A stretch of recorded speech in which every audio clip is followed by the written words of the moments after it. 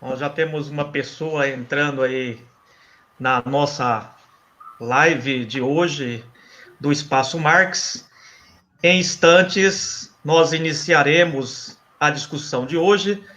Vamos esperar aí dar um coro interessante para que a gente possa atingir o maior número de pessoas. Então, a gente pede para aqueles que estão entrando na nossa live do Espaço Marx e do Sindonespar que vá compartilhando esta live para que ela atinja o maior número de pessoas, porque entendemos que esta é uma discussão essencial e de extrema importância, que é pensar a educação pública e a forma como ela está acontecendo nesse momento de pandemia. Então, em instantes, nós iniciaremos esta live com o professor Lalo. Peço que os que estão entrando compartilhem a live para que ela possa alcançar o maior número de pessoas. Deixem aí o teu comentário na nossa live, diga de onde é, enfim, participe ativamente desse momento de discussão que nós do Espaço Marx, juntamente com a Sindonespar, que é o Sindicato dos Docentes da Unespar, está promovendo ao longo desse período de quarentena. Então, aí já estamos com 9 pessoas conectadas, já iniciaremos essa nossa discussão de hoje pelo Espaço Marx e pela Sindonespar. Então, aqueles que já se fazem presente, por favor, compartilhem esta live, que hoje nós temos a importante presença do professor Lalo. O professor Lalo já esteve aqui em Campo Mourão fazendo uma discussão aqui no campus da Unespar, foi muito produtivo. O professor Aníbal, que é professor da rede aqui no município de Campo Mourão, é participante ativo do Espaço Marx aqui, além de militante envolvido em lutas sociais, é alguém de referência aqui na nossa região. Então, em instantes, nós iniciaremos essa discussão. Pedimos que você que já está acompanhando, compartilhe esta live.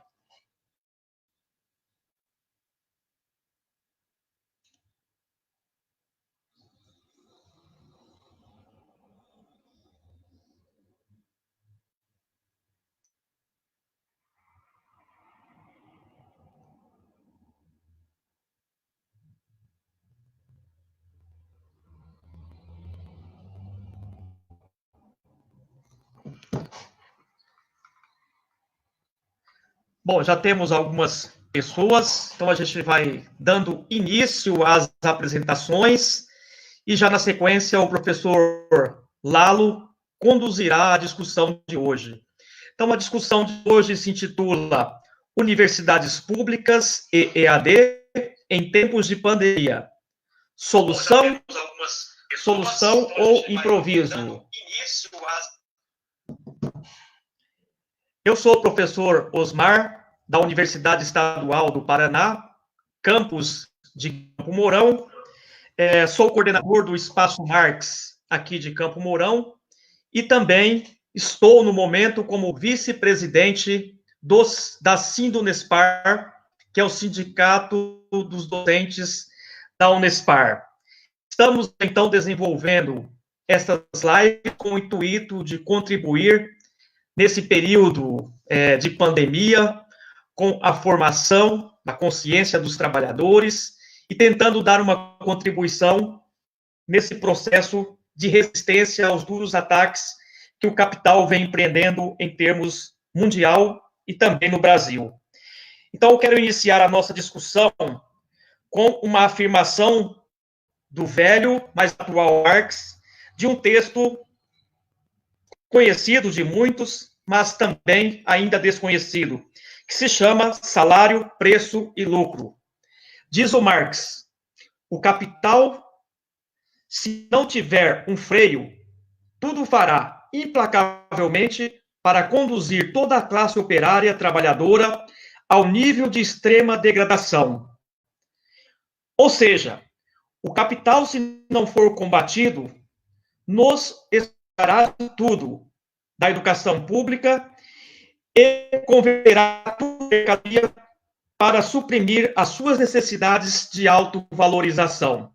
Então, nesse momento, é mais do que oportuno se inspirar no Marx na luta contra o capital, na luta contra os ataques do capital contra os trabalhadores.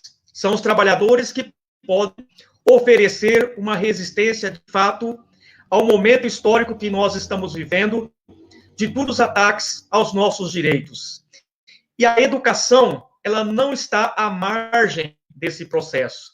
Nós, na educação pública, também estamos sofrendo duros ataques com a precarização do ensino, com a precarização das atividades que são essenciais na universidade.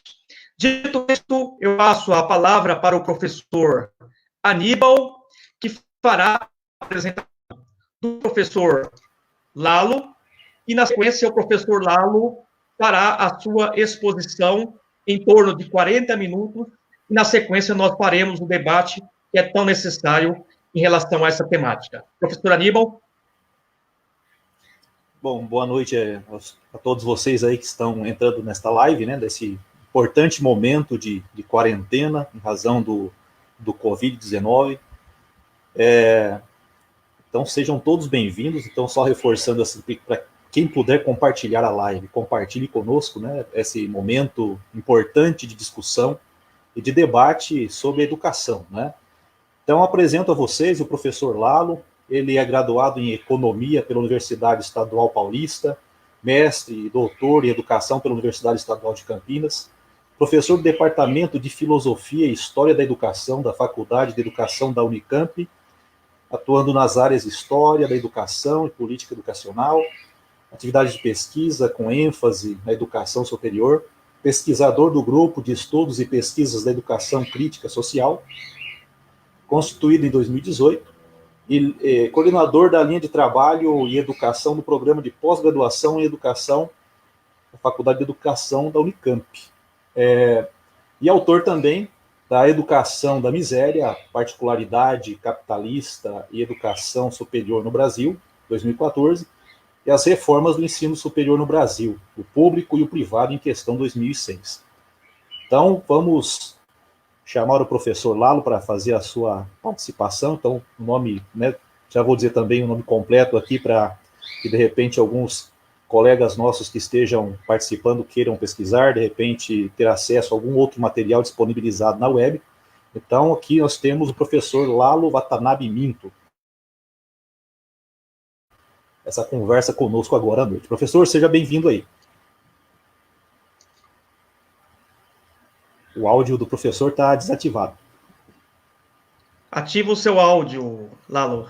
Falha de iniciante aqui no processo. Bom, gente, boa noite para todos e todas. Eu agradeço o convite. O Osmar, que me recebeu já aí há alguns anos, né, no Espaço Marx, em Campo Mourão. Fizemos boas atividades, né? Aliás, com um tema que vem bem a calhar, né, a essa conversa de hoje, a esse momento. E prazer conhecer o Aníbal, ainda aqui nessa condição, né, de isolamento total, mas tenho certeza que em algum momento a gente terá a oportunidade de se encontrar aí também em Campo Mourão ou em outros espaços em que os debates aconteçam, as lutas em prol da educação pública também.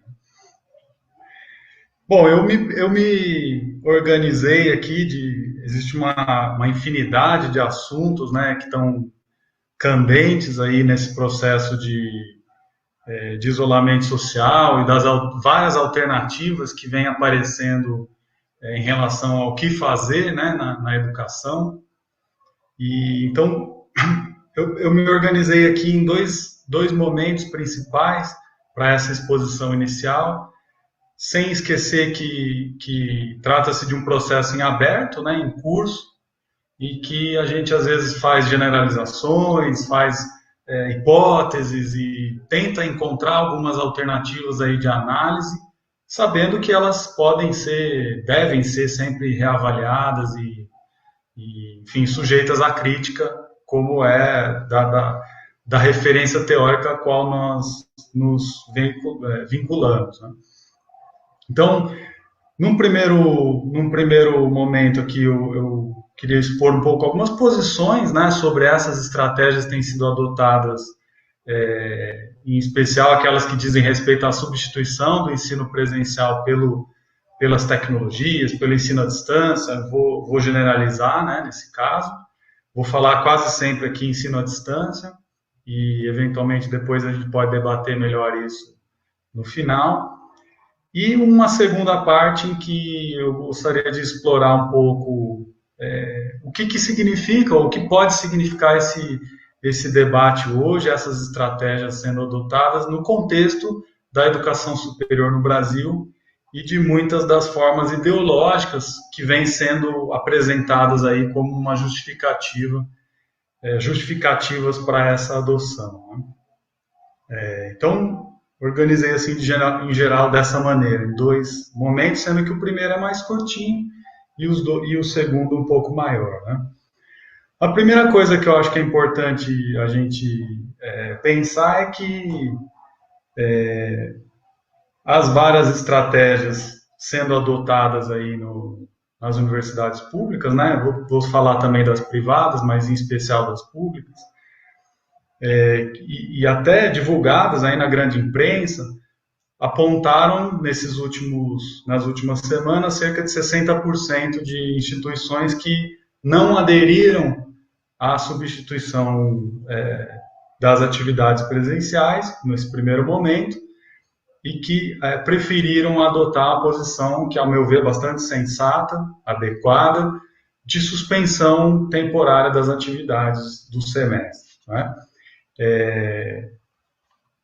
Então, essa é uma posição que eu acho adequada, é a posição que está sendo indicada aí por boa parte das seções sindicais também, do movimento docente, por várias entidades da área, e que bom que, se for esse número corresponder mesmo for preciso, que boa parte, a maioria das instituições públicas tenha seguido esse caminho, né?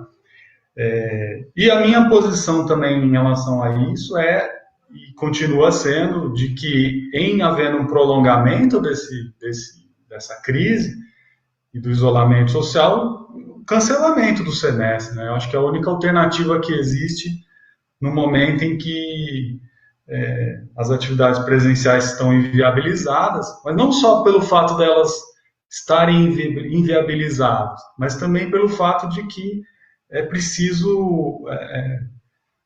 há outras prioridades no momento, né?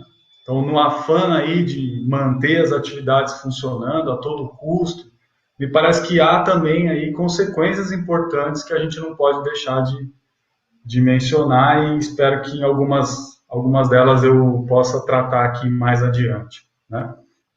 Então, onde eu queria chegar nesse primeiro item? Que, assim, não vejo isso apenas como um problema entre ensino presencial versus ensino à distância, que é a maneira como acaba se colocando, né? Embora eu acho que esse debate tem que ser enfrentado, há muito tempo ele vem sendo feito. Aliás, se tivessem sido recuperadas, né, essa memória, esses registros históricos de movimentos, lutas, resistências que vêm sendo feitas em relação à adoção indiscriminada do ensino à distância, talvez hoje a gente tivesse menos dúvidas sobre o que fazer, sobre o que é mais adequado. E aí eu falo a gente porque estamos no meio em que há muitas opiniões divergentes, né? E eu mesmo aqui na minha instituição tive que vivenciar todas essas contradições e aqui, por exemplo, nós não suspendemos as atividades letivas, continuam acontecendo com a adoção aí de várias estratégias remotas, né? Então, me parece aqui que a prioridade hoje seria outra, né? Ou as prioridades, se for possível falar no plural, e acho que não preciso dizer quais são, do que está sendo, o que está por trás dessa minha afirmação, todo mundo sabe, né? Então, a questão que acho que deve suscitar reflexão é se a gente não confunde também, né, o caráter essencial da educação no sentido de uma perspectiva social, histórica, de médio e longo prazo, com aquilo que genericamente se chama hoje, para efeito das políticas de combate à pandemia, de atividades essenciais. São coisas diferentes, né? Uma coisa é você chamar, parece óbvio isso, mas em tempos de crise a gente tem que falar das coisas óbvias também, né? Uma coisa é você ter na educação um elemento fundamental da vida social, da construção da sociedade, do futuro, qualquer que seja a forma de pensar isso. A outra coisa é você ter atividades que são consideradas essenciais no momento em que uma crise sanitária exige que as pessoas deixem de circular, deixem de trabalhar, uma parte delas tem que ficar em casa e assim por diante, né? Até para que a gente, ao fazer evitando fazer essa confusão, a gente não acabe também por rifar, né, hipotecar todo esse caráter essencial da educação em nome de uma continuidade precária ou precarizante das atividades, que, ao meu ver, seria até uma contradição, né? Inviabilizaria a própria importância, a relevância da educação no médio e longo prazo. Aliás, aquele bordão, a vida acima do lucro, né, tem sido repetido aí por vários, uma palavra de ordem importante, acho que a gente deveria pensá-la também as devidas adequações no caso da educação, né? Afinal de contas, a quem interessa manter a todo custo as atividades de ensino, no caso da educação superior, né? A quem interessa mais, né? Para não dar a resposta agora, para deixar no ar uma pergunta. Então, acho que assim, numa situação de anormalidade, de crise, de urgência, não me parece que o principal hoje seja manter as atividades, né? Já estamos falando com isso acontecendo, né? Por isso que não se sabe até onde vai, por quanto tempo perdurará, mas o fato é que já está acontecendo. Enfim, essa seria aquela primeira parte, né, que eu disse que seria mais curta, com algumas posições, as minhas posições também em relação a isso, e a forma como tenho defendido aí a suspensão das atividades. Por enquanto aqui na Unicamp estou perdendo, eu só perdi. Mas sei que muitos outros colegas aí, companheiros em outras instituições, têm conseguido fazer de forma mais eficaz essa resistência. Num segundo momento, então, da minha exposição, eu queria explorar algumas das formas pelas quais têm sido encaminhadas essas estratégias e também, quem sabe, tratar de algumas contradições por trás delas, né? Então, vou falar de algumas noções que se impõem, né, nesse momento em que, sem fazer um debate muito profundo sobre ensino à distância, mas se impõe junto com as estratégias ligadas a isso. E uma primeira delas é uma coisa que já vem acompanhando a educação há muito tempo, e a educação superior também, que é que eu chamei aqui genericamente de discurso da inevitabilidade, né? Ele não começou hoje. Então, se é verdade que as contingências desse momento de crise, pandemia, de isolamento social, aceleram certos processos, né? também é verdade que, do ponto de vista da educação superior, as pressões de várias naturezas, mas sobretudo as pressões de interesse privado, para que o ensino à distância se generalize, né, esteja mais presente no ensino superior, está aí há muito tempo, né, há pelo menos 2 décadas, para ser bastante econômico, né. Nas instituições públicas, né, por muito tempo, por anos e anos, tentam nos convencer, né, de que a gente tem que se abrir a essas possibilidades, né? E aí há vários motes, um deles, talvez o mais usado, o mais presente, é esse que faz uma ligação quase que automática entre incorporar tecnologias, as mais avançadas, sobretudo, né, e a adoção do EAD como uma coisa inevitável. Então, estaríamos caminhando para algo inevitavelmente, que vai acontecer inevitavelmente, que é, com o desenvolvimento tecnológico, vai haver mais EAD, né? Isso é muito usado de várias maneiras, eu estou aqui tentando juntar isso tudo numa afirmação sintética. E aí, reparem que hoje muitas das instituições enfim, há toda uma regulamentação, há normas, há diretrizes para a educação à distância no Brasil já há bastante tempo vigentes. Elas mudam muito, né, mas há muito tempo vigentes.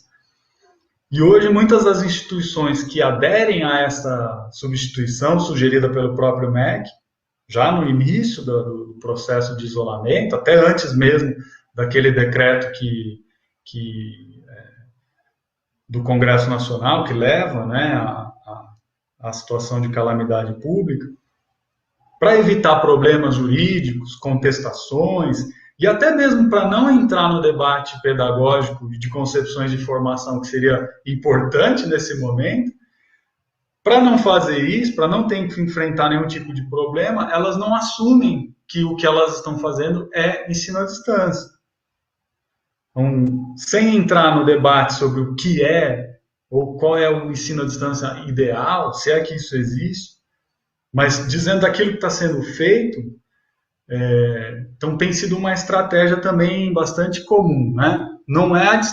Isso não é ensino à distância, nós estamos fazendo outra coisa. Então vocês viram aí recentemente que o Conselho Nacional de Educação até está soltando aí, em breve está para consulta, deve sair como documento oficial, mais ou menos uma linha aí de conciliação entre o que pode ser feito e o que não pode, sem comprometer com a legislação e as regras vigentes para a educação à distância, né?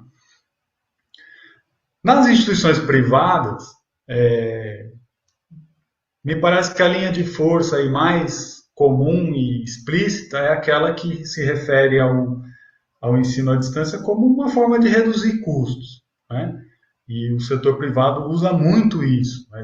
O argumento econômico, da eficiência, da mensalidade mais barata, tudo isso factualmente comprovado já, né? É uma estratégia, sim, de barateamento, tanto que a educação à distância se tornou o carro-chefe da expansão desse setor e vem crescendo de forma exponencial, mesmo quando o ensino privado enfrenta aí problemas e crises nos últimos anos em função entre outras coisas, da redução de programas de apoio estatal à educação privada, como o FIES e o ProUni, né? Sobretudo o FIES. Então veja que há áreas já bastante dominadas pela educação à distância privada, e talvez a mais trágica delas de todas, que é a área de formação de professores. Depois eu volto um pouco a esse assunto também, né? Então veja que, assim, outro elemento que soa contraditório, né, que como nas privadas, em geral, não tem lá muito esse negócio de relações democráticas, decisão na base, consulta, etc., a adoção da transferência do presencial para a distância foi imediata, né? Inclusive, eles fizeram um lobby forte lá para que o MEC abrisse mão daquela restrição que sai inicialmente na portaria 343, que seguindo a legislação vigente do final do ano passado, determinava que apenas 40% do ensino poderia ser substituído. Bastou uma pressãozinha lá das representantes das instituições privadas e o MEC abriu geral, né? Pode tudo.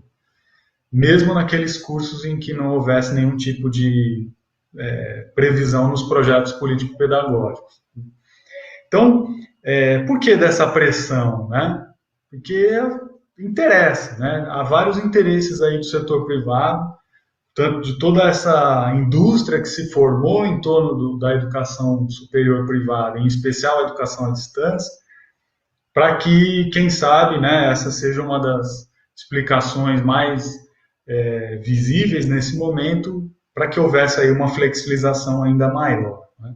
O setor privado faz muita propaganda disso, né, daquilo que eles chamam de ticket médio, né, um nome estranho, mas enfim, é o nome, a forma como eles se referem ao valor médio das mensalidades, que para eles é uma medida de eficiência, é um indicador de eficiência das atividades de ensino privado, né? Então, o ticket médio do ensino à distância, ele não só é bem menor do que o presencial, como ele caiu nos últimos anos, né? Eu não posso dar números aqui nesse momento, mas essas consultorias, essas empresas que acompanham o setor e o mercado, né, de ensino superior privado têm dito isso há algum tempo, né?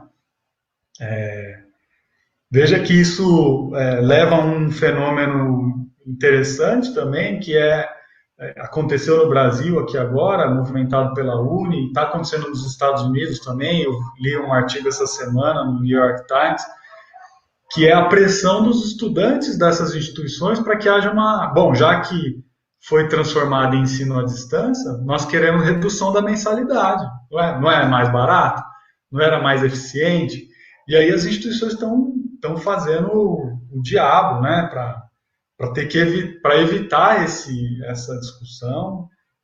Tem ressonância grande na imprensa brasileira esse assunto, certamente nos Estados Unidos também deve haver. Então, isso é uma contradição aí que decorre desse processo, né? Um outro aspecto disso, embora eles estejam todos interligados, que eu chamei aqui de discurso da facilidade, né? Então, a estratégia de substituir o ensino presencial pelo ensino à distância seria coerente, porque, afinal de contas, nós já estamos tão familiarizados, né, com as tecnologias de ensino, de comunicação, de informação, de comunicação remota e por aí vai, que seria um caminho fácil, né? Estaremos a meio caminho dessa substituição. E ao se fazer isso, também se despreza de novo o debate todo da questão pedagógica, da questão da organização do ensino e da formação, tá? Nas públicas, isso fica mais oculto, né? De fato não se toca muito nessa questão. E nas privadas, que já tem uma oferta muito mais ampla, né, de educação à distância nos últimos anos, elas usam isso como argumento favorável, né? Nós temos um know-how disponível e, portanto, não será tão problemática a chamada transposição para o ensino à distância, mas, ao mesmo tempo, e de novo apontando aquela contradição que eu falava há pouco, também não aceitam discutir mensalidade, porque, afinal de contas, dizem que vão investir, que tem que comprar equipamentos, que tem mão de obra, não querem desempregar pessoas, e a gente sabe que não é bem essa questão, né, a mobilizar essas instituições. Então, eu acho que o discurso da facilidade também, às vezes, ele resvala um pouco numa questão bastante complicada, né, que também é ideológica, que é aquela ideia do melhor isso do que nada. Como se a alternativa fosse, as únicas duas alternativas colocadas fossem ensino à distância ou nada.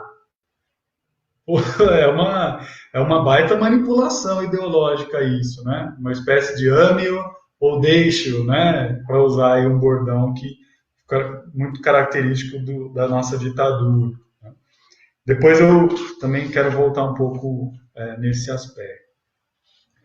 Um outro ponto que aí sim talvez mais polêmico, né? Que gera há muitas posições apaixonadas e que mobiliza muitas pessoas sobre isso, que é esse discurso de que haveria uma resistência à tecnologia ou às tecnologias, e isso de alguma maneira seria expressão de um certo conservadorismo pedagógico. Né? Eu pensei aqui em 3 argumentos que são muito usados argumentos, entre aspas, são muito usados nesse sentido, que é, então, primeiro, né, o de que não aderir ao ensino à distância, no geral, é ser conservador e, nesse momento, mais ainda, né, que é uma espécie de, parece que se recorre a um velho mote, já muito usado nesses últimos 20 anos, tende a ser cada vez mais, que é o de que tudo que é presencial é sinônimo de tradicionalismo, né? Portanto, é antiquado, velho, inadequado. Alguns usam até o bom e velho Paulo Freire para dizer que isso aí seria como que uma defesa hoje da educação bancária, né? Ou seja, tudo que é presencial é tradicional e é conservador. Estou forçando os argumentos, né, para que a coisa fique mais... forçando um pouco a barra nessas analogias. Um segundo argumento de que, sim, de fato se trata de uma recusa das novas tecnologias, de aprender a lidar com elas, de usá-las naquilo que elas têm de um potencial positivo. Bom, vejo muitas vezes aí também uma adesão muito simplista ao discurso da neutralidade da tecnologia, né? Não é preciso aprofundar muito nisso, todo mundo sabe do que se trata, e as tecnologias não estão desprovidas da forma social na qual elas se viabilizam como mercadorias, que são mercadorias, né? Nós não nos apropriamos delas de forma neutra, de forma natural, ou simplesmente porque elas aí estão, né? Então, não é possível descontextualizar esse uso. E um terceiro argumento que, aí sim, com altas doses de má-fé, não é? Que é o argumento de que quem não quer fazer, enfim, de quem não faz a transposição é porque não quer fazer nada, né? Como se, quase que sugerindo um pouco aquela ideia do servidor, eu estou falando das públicas, né? Do servidor público que não gosta de, né? Não tem muito preguiçoso, não quer se esforçar, etc, etc. Já ouvi até argumentos, não apenas em uma instituição, em outras também, de que se a gente não fizesse isso, não teríamos como justificar a manutenção dos nossos salários, né? Que aí é de arrepiar, porque é como se os nossos salários fossem apenas referentes à atividade de ensino, de aula, né? Então, enfim, parece ser mais uma posição de quem... uma certa noção sobre como deve ser a educação superior, do que propriamente uma constatação, qualquer fundamento na realidade concreta. Então, como eu disse, eu forço um pouco essas analogias para que, por trás desses argumentos, a gente também consiga enxergar interesses e quais são os fundamentos, quais são as motivações de quem está por defender isso, né? Acho muito complicado para ir fechando esse subitem, né? Muito complicado quando a gente, ao apelar por uma relação descontextualizada entre as práticas educativas e a sociedade, né? E as tecnologias seriam a mediação dessas relações que eu estou chamando aqui de descontextualizadas, a gente acaba por jogar fora também tudo aquilo que fundamenta essas relações, né? Não falamos de trabalho, não falamos de condições de trabalho, não falamos do público, quem são os estudantes, de onde eles vêm, qual é a condição socioeconômica deles, quais são as formações pregressas que eles trazem para a educação superior, né? Que acesso eles têm a recursos fundamentais para que o processo de ensino se viabilize, seja nessa forma, ou seja na forma que eles chamam de tradicional, que afinal de contas a gente sabe que está aí um dos grandes problemas, sempre jogados para frente, né, nas nossas instituições, que é o problema da permanência dos estudantes no ensino, sobretudo quando você tem uma política de expansão e de entrada de novos públicos. Por exemplo, para citar apenas um exemplo mais usado, que é o das cotas, né? Um problema nunca enfrentado na sua radicalidade, sempre, e nesses momentos, totalmente esquecido, né? Porque, afinal de contas, se não está se dando conta nem de que tem pessoas que não têm condições de ter acesso à internet decente, imagina para esses outros públicos que chegaram aí outro dia na universidade e que, ao que parece, não interessa tanto para quem apela pela continuidade a todo custo do ensino. E outra coisa também que fica aí mais no sentido pedagógico, que me parece de muita má-fé também, que é uma ideia equivocada de que o ensino presencial é como se ele fosse estático, né? Como se ele não mudasse ao longo do tempo, como se ele não incorporasse tecnologias novas. Enfim, é um desconhecimento, né, da própria formação da nossa sociedade, da educação no Brasil, da educação no mundo contemporâneo. É quase que como se houvesse todo tipo de inovação conspirasse contra o ensino presencial, o caráter presencial do ensino. Quer dizer, é muita forçação de barra, né? Eu fecharia esse subitem, né, dessa segunda parte da minha exposição, dizendo o seguinte, a ideia de forma um pouco provocativa, que acho que as muitas subjetividades que foram forjadas por anos e anos de produtivismo acadêmico, hoje elas têm né, uma subjetividade cada vez mais individualista, autorreferenciada. Nesse momento estão mostrando quão negativas elas podem ser, né, porque elas são um motivador, ao meu ver, muito forte dessa adesão à crítica às estratégias de substituição que estão sendo adotadas hoje. Enfim, se fala muito também, né, passando para um outro tópico aqui, das dificuldades desse processo atual, e várias contradições estão ligadas a ele, né? Eu tenho dito que, e não sou eu apenas estou dizendo isso, estou me juntando a várias outras análises e reflexões sobre esse momento, que há muita improvisação no ar, né? Se a gente vê, por exemplo, as portarias que o MEC fez, as suas reformulações, esse documento que agora o Conselho Nacional da Educação colocou para circular, que imagino que não vai mudar muito, né?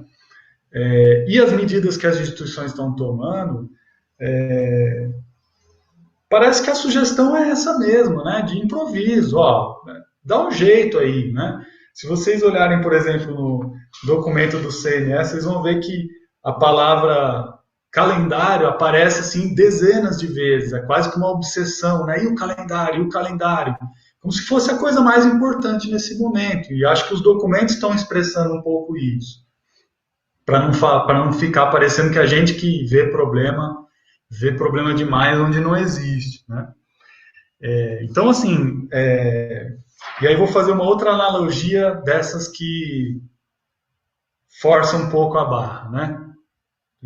É sempre didático, né? Eu acho, pelo menos, que aquele pretenso caráter modernizador, né, das tecnologias e do ensino à distância, me parece que hoje, com as estratégias sendo adotadas, ele está se convertendo meio que num tarefismo à distância, né?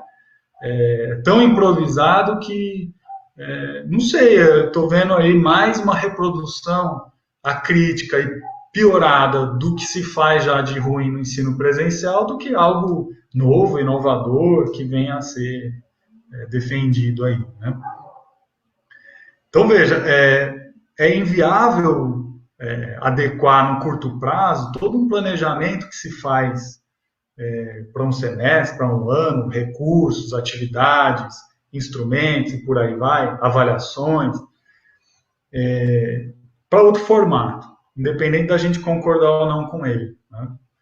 Mas veja que, em nome de não perder, esse é o argumento do MEC e do Conselho Nacional de Educação nesse momento, em nome de não perder o planejamento do ano, né, o calendário, expresso aí na palavra calendário e naquilo que eles chamam de diretrizes de aprendizagem,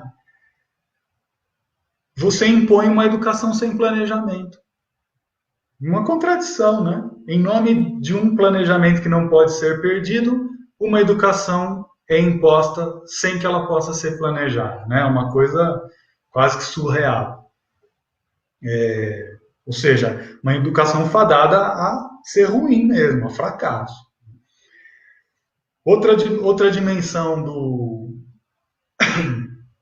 do improviso, já foi bastante lembrada, eu vou apenas mencionar aqui rapidamente, que é essa das desigualdades, várias desigualdades que acabam por se reforçar num momento como esse, com essas estratégias, né? Aquela que tem sido mais comentada e mais utilizada é a desigualdade de acesso a esses equipamentos, recursos, computadores, tablets, assinaturas de internet, planos de dados para celulares, etc. A gente sabe que no Brasil é muito caro e de má qualidade, né? Produto aí da privatização, bem sucedida, né? Dos anos de neoliberalismo desde a década de 90. E esse é um aspecto, e há outros, né? Então, mencionaria aqui também, a gente sabe que o trabalho remoto, o trabalho feito a partir de casa, ele impõe uma sobrecarga desigual para trabalhadores, homens e mulheres, né? No caso dos docentes, mas não só de docentes, para todos os trabalhadores da educação. Uma parte desse custo que é levado junto com a necessidade de transferência de atividades também acaba sendo um custo da pessoa, né? As instituições não estão preparadas para arcar com isso, e evidentemente não faz parte dos planos governamentais que haja nenhum tipo de custeio dessas condições, quando muito de forma um pouco assistencial, né? Que a gente tem visto as instituições fazendo, literalmente passando o chapéu, arrecadando recursos, arrecadando computadores, e por aí vai, né? Então, toda aquela parte aí, todo um debate histórico sobre condições de trabalho, sobre infraestrutura, para não falar dos salários, né? Mas, enfim, porque, afinal de contas, tudo isso que impõe mais trabalho, mais custo pessoal, é sempre um prejuízo que os nossos arrochados salários já sentem com maior força nesse momento, né? E uma última dimensão disso, que eu acho que também acabei mencionando um pouco antes, que é o tema da inclusão, né? Muito caro às universidades nos últimos anos, às vezes muito fácil no discurso e na propaganda, mas quando tem que tomar medidas institucionais mais radicais, elas acabam escapando, né? E acho que o exemplo atual é muito evidente de que é como se a questão da inclusão tivesse se deixado na quarentena, né? Depois a gente retoma isso. Agora não dá, né? A prioridade mudou. Eu terminaria aqui, para não me estender muito, né? E para a gente poder debater mais aí todas as questões que foram de interesse aí dos que assistem a essa conversa, que assim, que vem depois disso, né? Eu acho que algo óbvio deve ser dito, mas evidentemente que acho que todo mundo está pensando nisso, que há uma fissura maior que se abre aí para a presença, eu gosto de usar a palavra presença para jogar aí com as palavras, a presença da educação à distância no ensino superior, nas instituições públicas, né? Uma presença... E sempre estou pensando aqui agora mesclada com o ensino presencial, né? Eu acho que isso é uma tendência que agora talvez esteja se intensificando, né? Eu gosto de insistir também que o problema não é usar tecnologias, usar recursos, não é esse o problema, né, central. Por mais que eu tenha dito ali, não, as tecnologias não são neutras, mas acho que o debate hoje não é esse de fundo, né? Esse é um desvio que é feito, porque de fato nós já usamos muitas tecnologias, já estão incorporadas de muitas formas no ensino presencial, na pesquisa, na extensão, nas várias dimensões que caracterizam as atividades fins das universidades. Então, qual é o problema? O problema é que por trás dessas concepções, por trás desse uso, né, dessa adesão, desse apelo, há sim uma concepção hegemônica que se traduz, né, pedagogicamente como a possibilidade de você tirar a centralidade do processo educativo das mãos dos educadores, né? Colocando em seu lugar mais recursos tecnológicos, mais plataformas, né? Sistemas, enfim, recursos que permitam de forma mais barata e mais precisa, porque é mais controlada, né? Estender a educação, a oferta de ensino para um conjunto maior de pessoas. Quando você fala isso, aí vem o outro lado da ideologia, não, parece que é democratizar. Mas você está mudando a natureza do processo, né? E tirando o trabalhador mais elementar, digamos, do processo educativo, que é o educador, o professor, a professora, de um papel que, pelo menos ainda é mantido no ensino presencial como central, né? Pois estou jogando assim de forma bem aberta que a gente pode discutir melhor depois.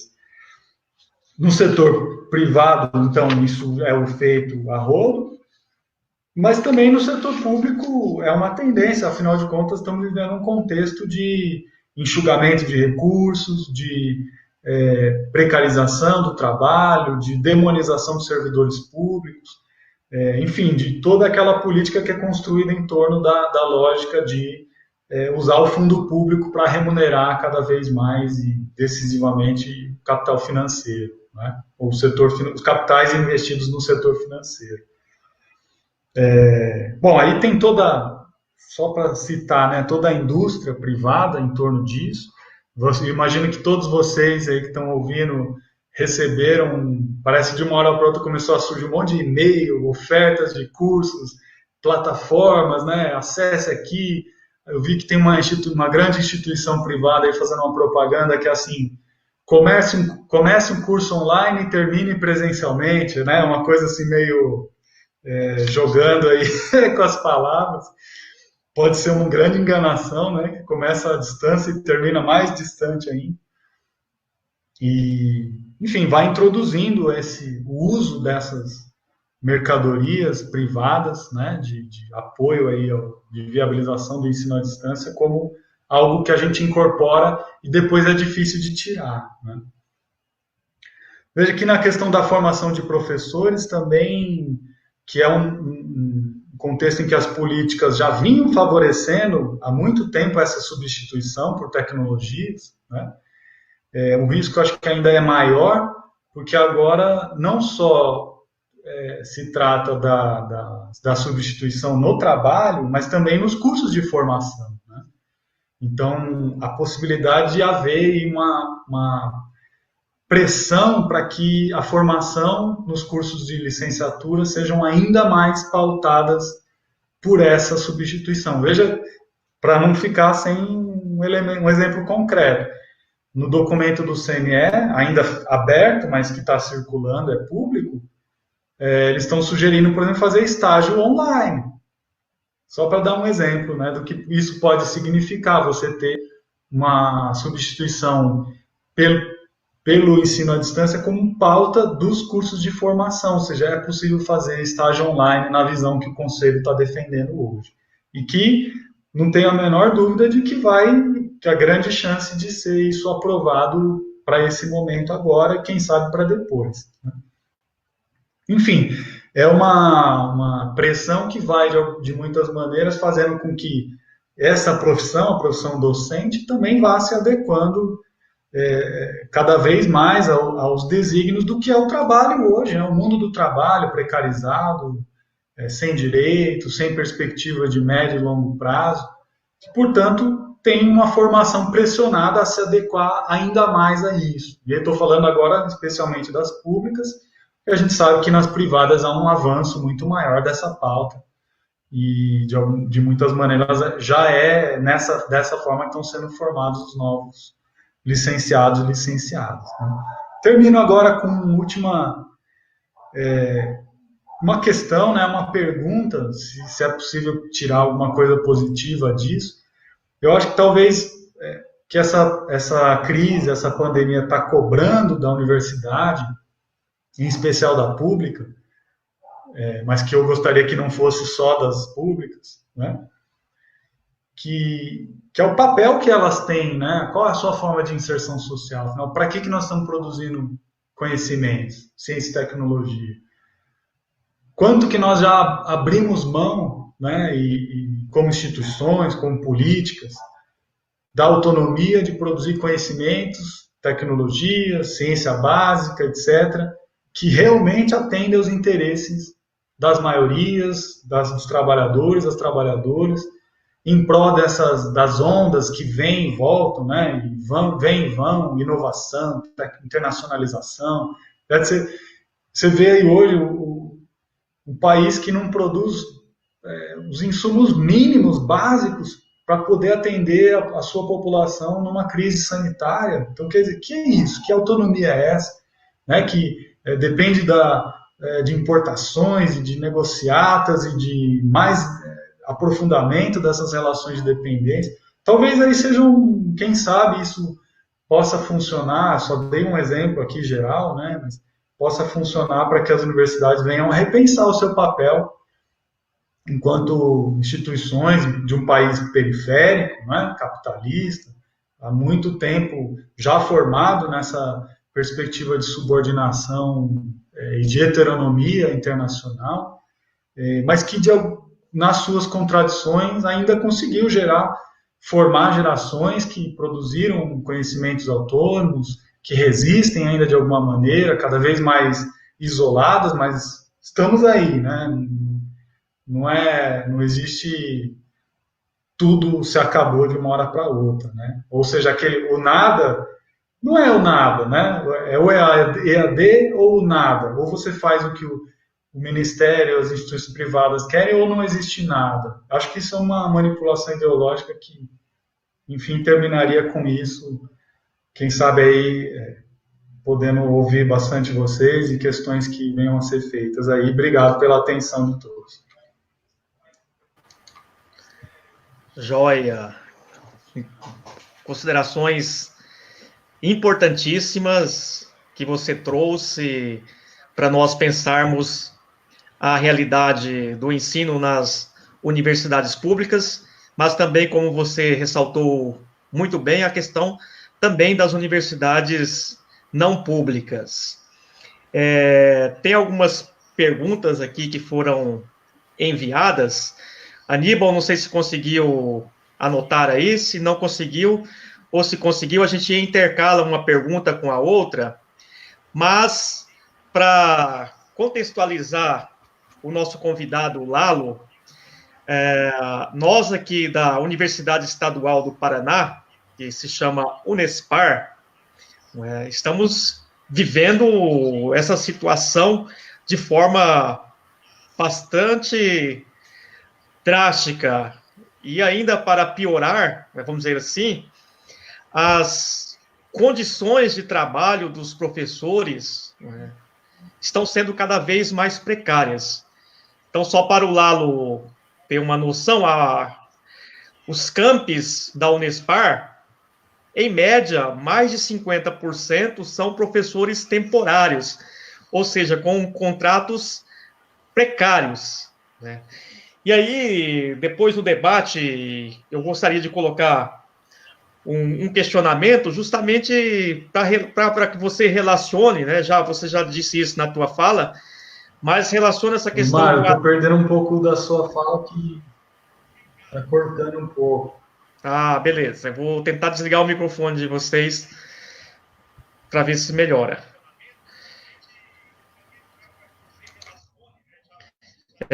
Me ouve melhor?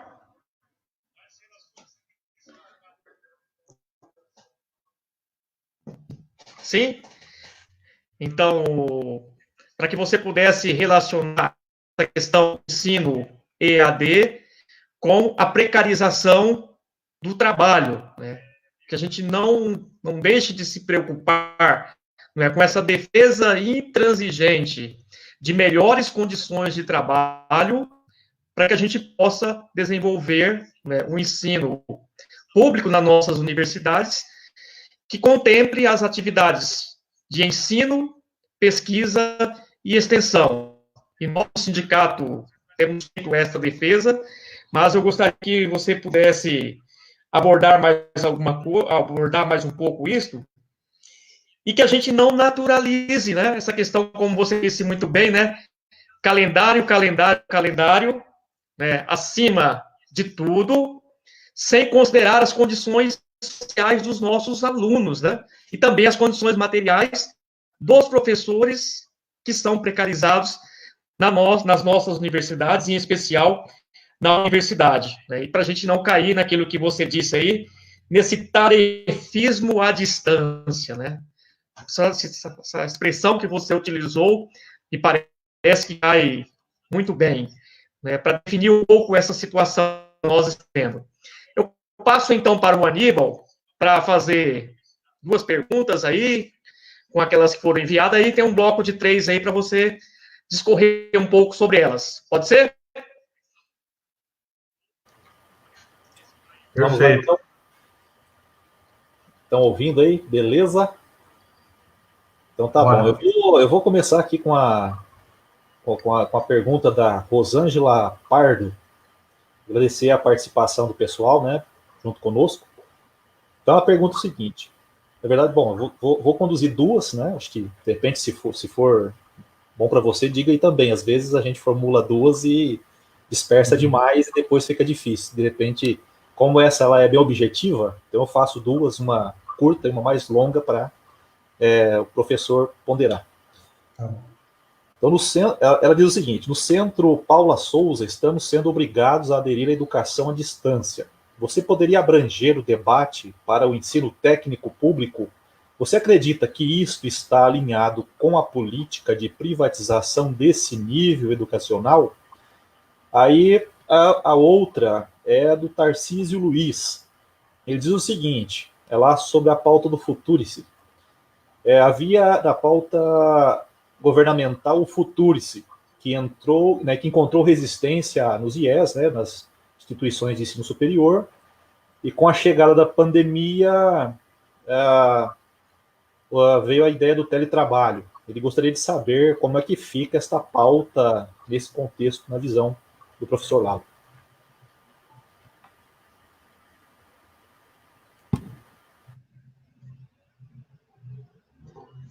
Beleza. Posso? Bom, legal, boas perguntas. Aí agradeço ao Osmar, a Rosângela, ao Tarcísio. Rosângela eu conheço. Bom, se for a mesma, né? Pode ser que seja outra Rosângela Pardo. Mas, enfim, de fato, a ideia mesmo era ao levantar algumas reflexões sobre o que tem sido feito e as justificativas, que eu chamei aqui de ideológicas, para que sejam feitas dessa maneira nesse momento de crise, de pandemia, elas, de alguma maneira, isolam algumas questões, dos elementos que pautam o trabalho docente hoje nas instituições universitárias, públicas ou privadas, mas em especial nas públicas, né?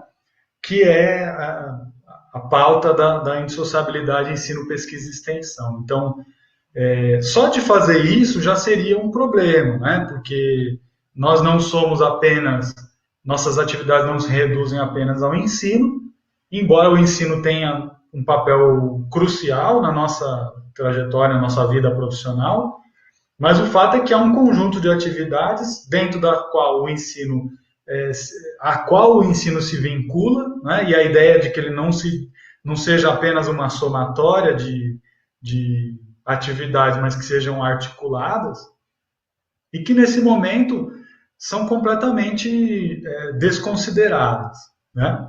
Porque, afinal de contas, por isso que eu brincava um pouco que a subjetividade produzida, gerada e estimulada pelo produtivismo acadêmico nos faz, às vezes, tão isolados e individualmente orientados no nosso cotidiano na universidade, que talvez algumas pessoas não sintam mesmo o quão problemático é isso, né?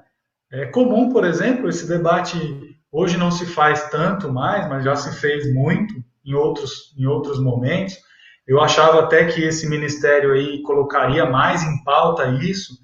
Eles colocam dessa forma fantasiosa, né, desqualificadora, da balbúrdia, etc., que é a questão do professor que não trabalha no local de trabalho, né? Isso não tem sido tão presente quanto eu imaginava que fosse, ou no grau que eu imaginava que fosse nesse governo. Mas, enfim, já há, por isso, um alto grau de naturalização de que as condições de trabalho e, portanto, os recursos que se mobiliza para fazer acontecer o trabalho são de responsabilidade individual, né?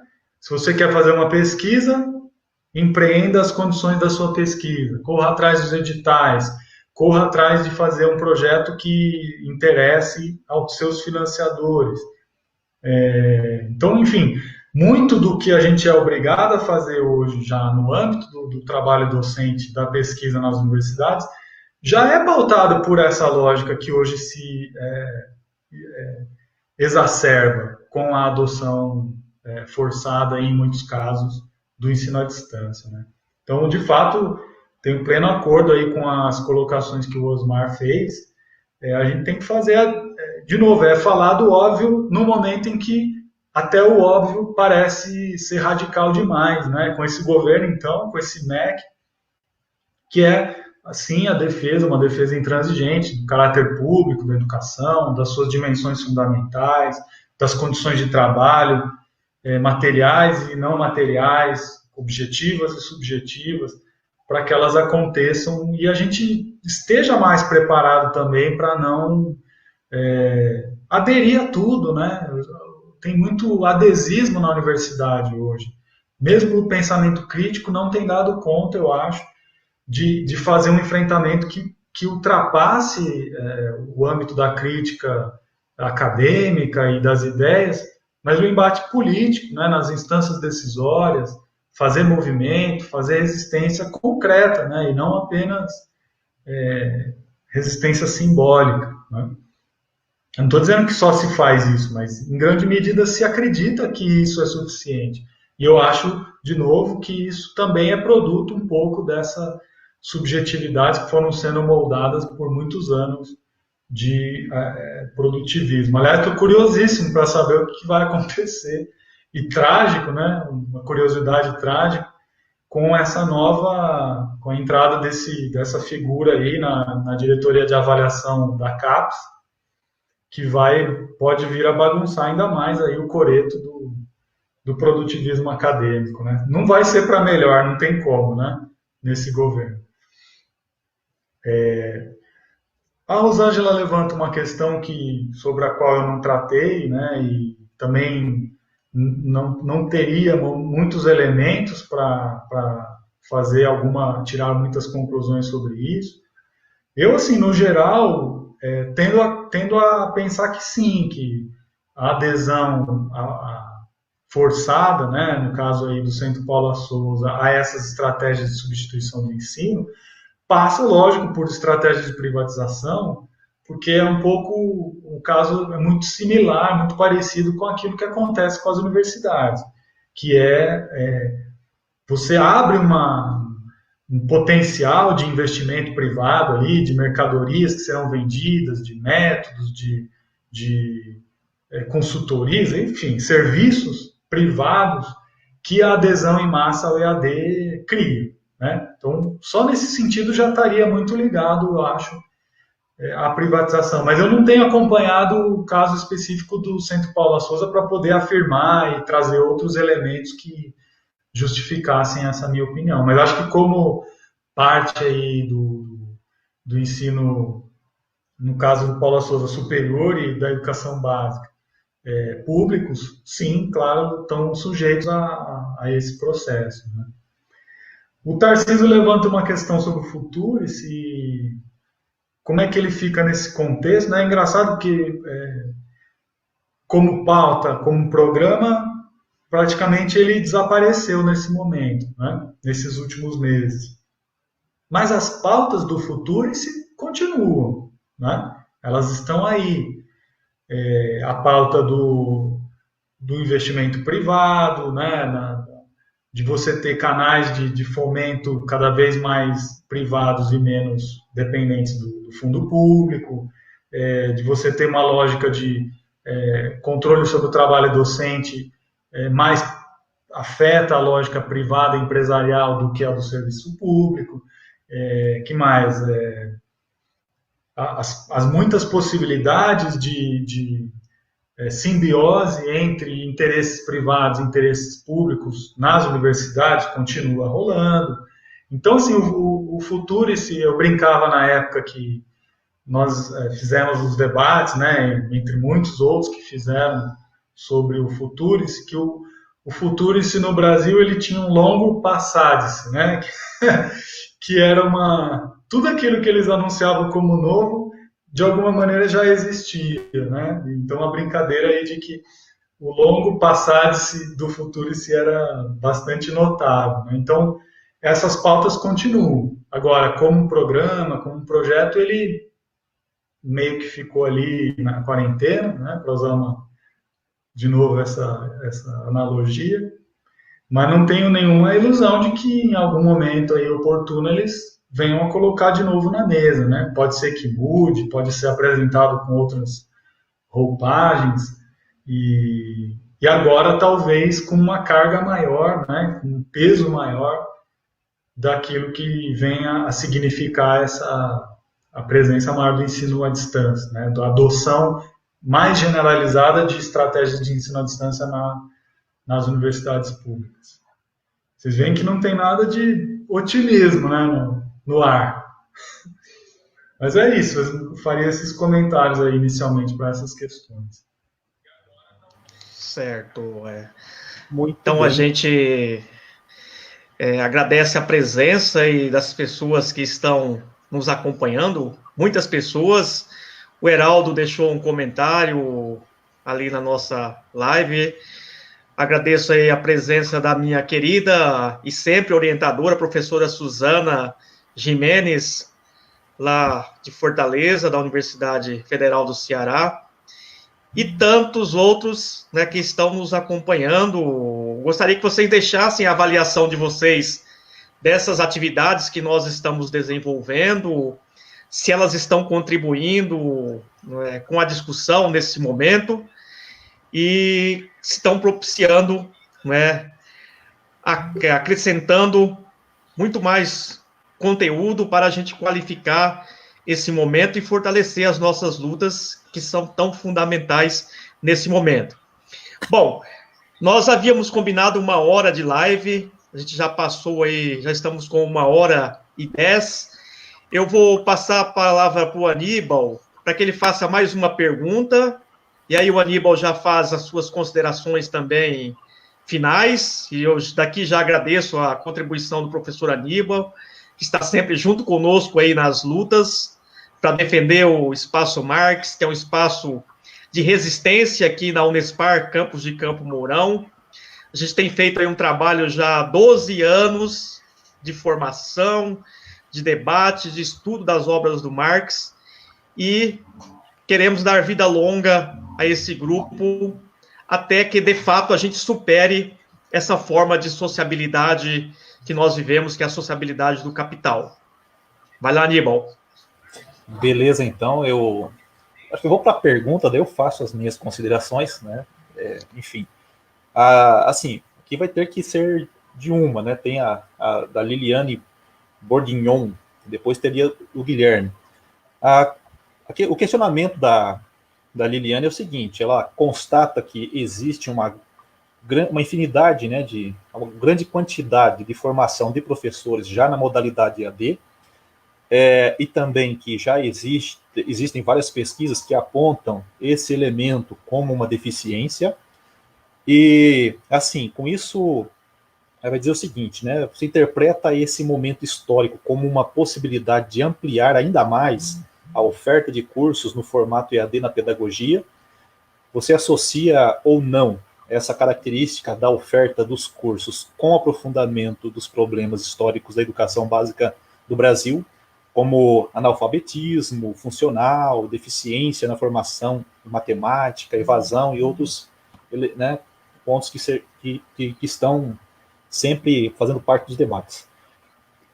Vou deixar o Lalo pensar um pouco e eu vou fazer as minhas considerações. Como o professor Osmar já disse, né, o Espaço Marx de Campo Mourão, ele é uma referência na qualificação dos debates educacionais, da condição do trabalho mesmo, né, aqui na região de Campo Mourão, e hoje ele abrange muito mais do que esse espaço. Eu agradeço também ao professor Osmar, né, por essa oportunidade, por estar à frente, né, do Espaço Marx, o qual conduz tão bem, né, realmente dá o sangue, dá o suor para nos ajudar nas leituras da obra do Marx. Acho que esse é um ponto que é importante dizer também, né, que é o Espaço Marx que se dedica à leitura das obras de Marx. Então, é um estudo bastante árduo, não é um estudo tão fácil, mas é muito meritório, né, uma vez que a gente tem essa oportunidade. E assim, já foi apresentado no início, então eu sou o professor Aníbal, eu sou professor temporário aqui da rede estadual do estado do Paraná, e hoje, né, por conta da quarentena, nós já estamos enfrentando a realidade EAD aqui do governo do estado do Paraná. Enfim, rapidamente colocando esse ponto, eu diria que aqui o avanço do neoliberalismo, ou como se diz, né, chamam por aí agora de ultraliberalismo, ou uma administração instrumentalizada, ela já está presente já há vários mandatos, né? Tanto é que, se a gente observar a forma de gestão do governo atual, ela não tem diferença nenhuma, né, em relação à do anterior, a era Richa aqui no Paraná, no sentido do sucateamento do ensino público, das universidades, do ensino básico, e daí por diante. Também gostaria de acrescentar aqui que nós estamos passando e vivendo exatamente esse processo. A gente está praticamente no olho do furacão. Muito recentemente, houveram 2 greves aqui no ano passado, aqui no estado do Paraná. Reforma previdenciária, diminuição e fechamento de escola. O governo do estado do Paraná adotou agora um projeto de reorganização educacional que visa, inclusive, fechar todo o ensino médio noturno do estado inteiro. Enfim, sobre essa lógica, né, do mercado, da educação como mercadoria, eles vêm avançando dia a dia, diuturnamente, nessas medidas que a gente sabe a longa data que são soluções velhas para velhos problemas da perspectiva do capital, né? E a gente tem sempre feito esse esforço de fazer a resistência, fazer o esclarecimento, porque a gente sabe que o que deve pautar a nossa ação é o trabalho, né? A nossa atuação, a nossa perspectiva educacional deve ser pautada metodicamente nesse fundamento como princípio, porque a gente sabe que dentro da educação há um desafio muito grande, né, de incluir, de trazer pessoas, de garantir com que a educação realmente ocorra, e nós percebemos que nesse contexto as coisas vão exatamente no caminho contrário, né? Que digam aqui os professores do estado do Paraná que que há 3 semanas estavam praticamente todos de licença compulsória e não iriam receber os seus direitos, né? E depois o governo volta atrás, agora está implementando o EAD, onde já investiu em torno de 22 milhões em uma rede de TV local aqui. A gente sabe que de TV a família Ratinho entende bem, então são medidas que estão acontecendo. E agora estamos todos nós, professores aqui, nos virando para tentar compreender esse processo e para dar esse atendimento à distância dentro do contexto de Covid-19 aqui no Paraná, pelas salas virtuais. Enfim, é um desafio grande, a gente sabe que em nome de economia, em nome de várias outras questões, eles avançam. E, enfim, é fato que a gente entende que se deveria suspender o calendário, né? Existem fundamentações, pareceres diversos que nos dá essa condição e dada a própria urgência do momento, né, sem nenhum tipo de problema. Então, só para fazer uma breve partilha do que nós estamos vivendo aqui no estado do Paraná, eu entendo que talvez seja também a realidade de vários outros estados. Então, desde já, a gente agradece a participação de vocês desta live, professor Lalo, imensamente agradecido e prazer, né, de estar falando com você. E a gente certamente terá a oportunidade de se encontrar por aí. Professor Osmar, valeu, aquele abraço. E para todos vocês que nos acompanharam até agora, por favor, compartilhe, né, repasse esse material para todos os outros colegas nossos que estão nesse processo enclausurados aí, às vezes procurando um caminho, né, e quem sabe o processo é despertar da consciência, que a classe tome a consciência, né, ou seja a classe para si, não só em si. E nós temos essa missão e esse projeto, né, de trabalhar nesse sentido, beleza? Bom, é isso, gente. Eu agradeço também bastante aí, parabenizo a iniciativa de vocês. Espero voltar aí, lógico, né, e que a gente possa também fazer mais atividades desse caráter, né, debates tão importantes quanto esse, além das lutas, evidente, que a gente nunca deixa de se engajar, né? Eu só fiquei na dúvida se é para eu responder essas questões ou era para encerrar aí. Por favor, pode responder, fazer sua consideração.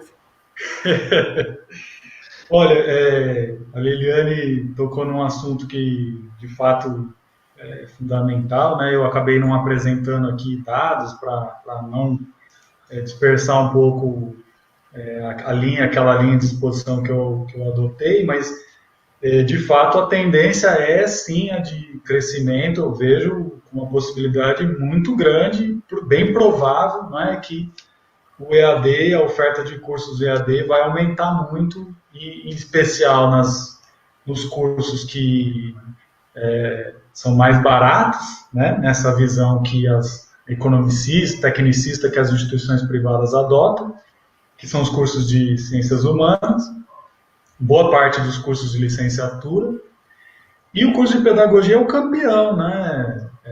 Junto com direito e outros cursos que têm muita demanda, né? Eu tenho dados aqui de 2016, mas eu tenho certeza que a tendência deles não se modificou, né? E em 2016, o número de matrículas privadas de cursos de pedagogia era bem maior à distância do que presencial, né? E naquele momento, 50% dos formandos de cursos de licenciatura privados já eram de cursos à distância, em 2016. Então, vinha numa tendência de crescente, né, de aumento. Eu não tenho o número atual agora, né, dado consolidado, mas certamente passou de 50%. Né? Se a gente pegar de 2006 até os dias atuais, houve um crescimento exponencial, né, dos cursos de licenciatura à distância, enquanto que os presenciais tenderam a ficar mais estagnados. Então é isso, é uma tendência.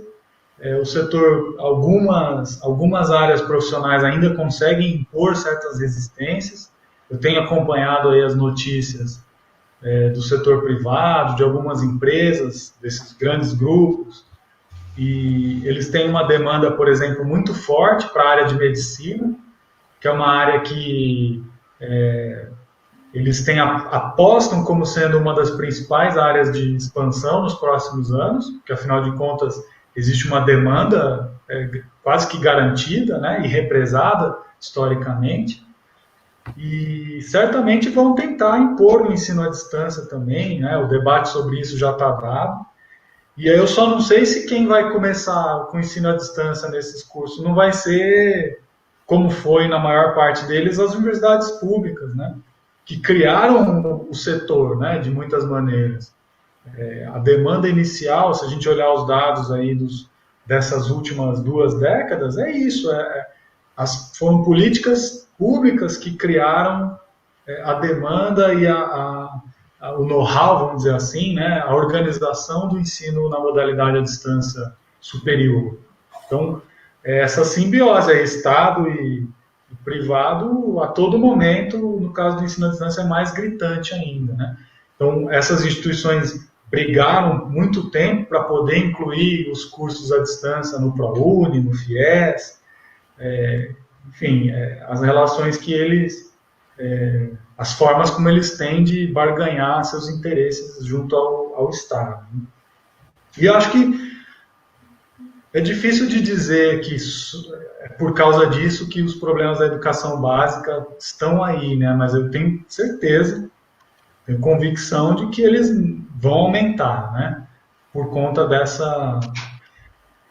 Ainda que uma parte, eu nunca fiz um estudo sobre isso, né? E sei que tem pesquisas e tem gente que estuda, faz esse acompanhamento das pessoas, dos egressos, dos cursos de licenciatura privados, mas é uma quantidade tão grande que é preciso que se crie um acervo, né, de pesquisas nessa área para a gente ter uma noção mais precisa desse processo, mas que uma parte grande, é evidente que uma parte grande dos formandos em licenciatura nessas áreas não vai trabalhar na educação, né? É bem provável que ocuparão aí uma faixa de mercado de trabalho ainda mais precarizada do que da educação pública ou privada. Mas, enfim, precisaria de ter mais elementos, né, acompanhar mais esse processo. Agora, não consigo imaginar que, na forma como essas instituições fazem o ensino em geral, e na estratégia evidente, explícita e declarada de que o ensino à distância é uma forma de barateamento dos cursos, de aceleração e barateamento, não vejo como isso possa gerar boa formação, né?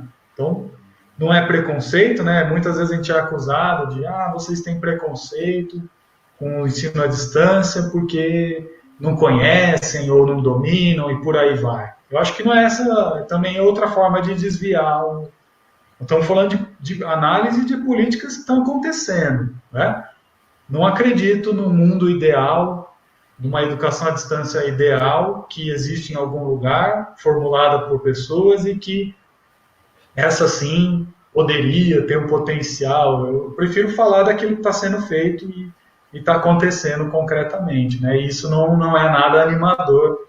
Acho que é Bom, está aí o relato do Aníbal, de como é que são as condições há muito tempo, né, na educação básica, nessas décadas aí de neoliberalismo, de ultraliberalismo, de reformas em prol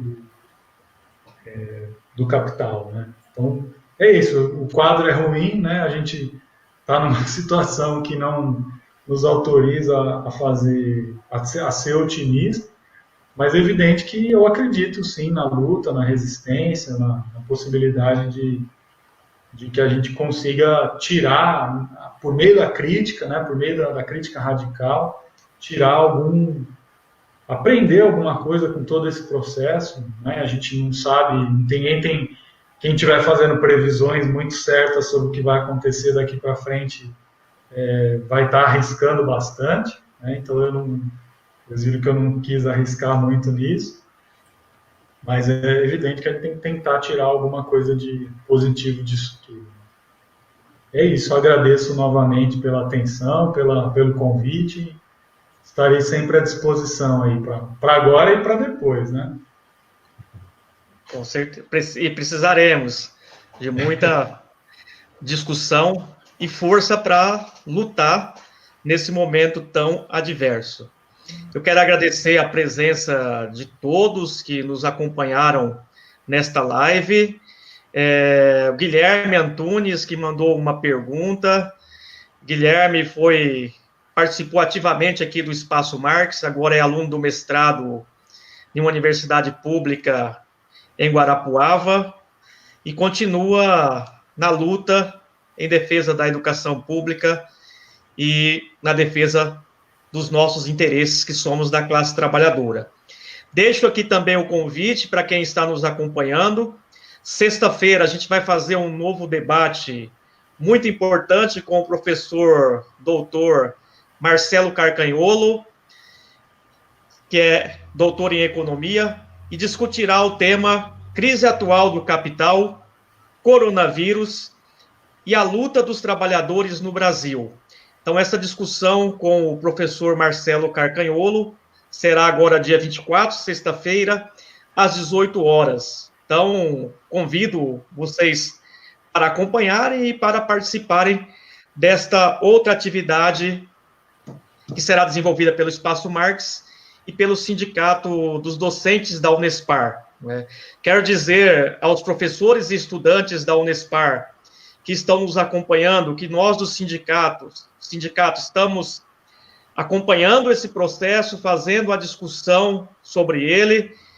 Nós entendemos que a atividade de ensino presencial não pode ser substituída, não é, por esse ativismo ou por esse tarefismo à distância, como o Lalo colocou, e nem em nome da preservação do suposto calendário. Então, a gente entende que o ensino presencial para os nossos alunos da classe trabalhadora é fundamental que a gente garanta o acesso, de fato, a isto. E também temos tantas questões a se preocupar, como a questão da vida dos nossos estudantes, das condições precárias que eles estão vivendo, e a gente não pode fechar os olhos em relação a essa situação, em nome da preservação do calendário. Bom, dito isto, Lalo, eu quero agradecer imensamente as tuas contribuições, foram muito importantes e significativas. Deixo o convite que, no momento posterior, você possa retornar aqui a Campo Mourão e também a outros campi da Unespar, em parceria com o nosso sindicato, para estar fazendo essa discussão com estudantes, com professores, porque ela é fundamental. Ao Aníbal, pela parceria, também agradeço, e a todos que nos acompanharam. Então, uma boa noite a todos, e um forte abraço a todos, e seguimos na luta e na resistência nesse momento da adversidade. Abração a todos. Um abraço, obrigado.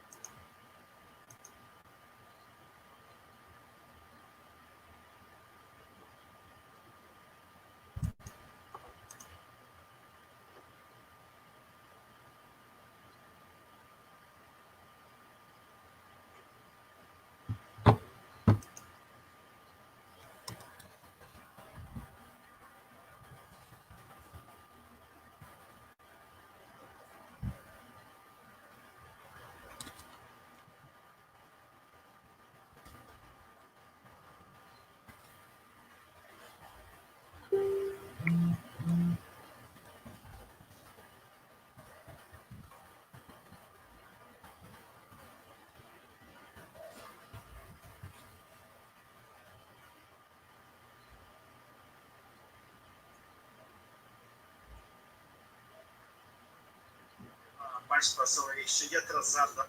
Grande Aníbal, parabéns pela participação aí. Cheguei atrasado, estava lá na escola, organizando umas coisas lá para amanhã. Cheguei atrasado, mas parabéns, viu? Foi muito boa. Grande abraço.